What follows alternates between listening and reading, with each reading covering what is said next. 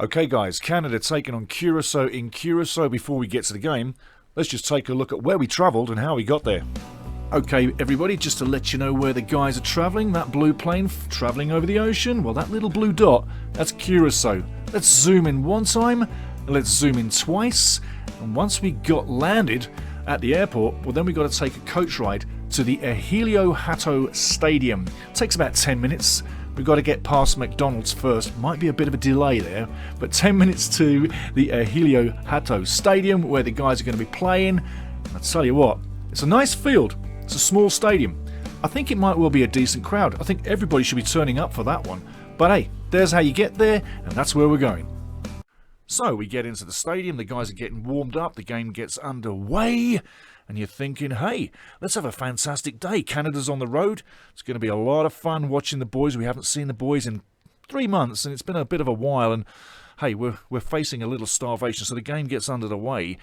And you've got to say, we didn't expect a fight. We didn't expect a battle. We didn't expect nastiness, and we didn't expect an unsporting team that really doesn't deserve to be a national team playing like that. I know that sounds a little rude, and I know that sounds a little obtuse, but when you saw what they were doing, this was a team of amateurs, not a national team, not a professional team, and they didn't treat Canada with any respect at all. I don't say you literally respect the ground that Canada walks on, but you can play the game fairly. That's all I'm going to say on that one, but I think it's the worst sporting team nationally, internationally, I think I've ever seen. Anyway, the game gets underway. And hey, thank the soccer gods, Canada pushes 2 goals into the back of the net in the first half. Jonathan David on 23, Kyle Larin on 43. But in between, Julian Gary gets the red card from the referee, and that was what I was referring to, was this unsporting nastiness underlying throughout the game. Kicking, pulling, spitting, pushing, everything that was going, wasting time, throwing the ball away, kicking the ball away. Absolute disgrace is what I'm saying. So, that's it said and done. That's all we're going to say about that one. We came, we saw, we left, we got the 3 points, which was what we went there for. We weren't there for making friends, and obviously, on the look of that team, Curacao, they weren't making friends with anybody. The crowd was absolutely phenomenal. A fantastic sight on the island, but their team didn't do them justice.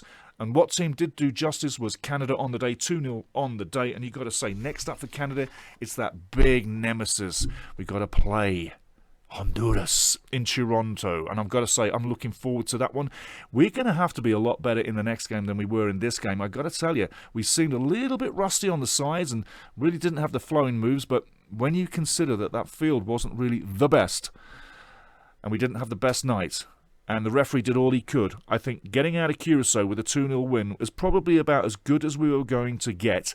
And secondly, on face value, Curacao is not a bad football team, but the way they played last night wasn't the best, and the way they behaved was not becoming of a national team. So let's get ready now for the next game up at Toronto, and that's going to be the big head-to-head. A win there pushes us through. A win for Honduras pushes them through. So there's everything still to play for.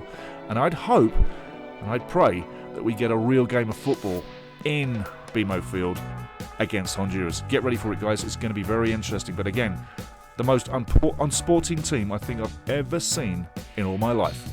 Canada 2, Curacao 0.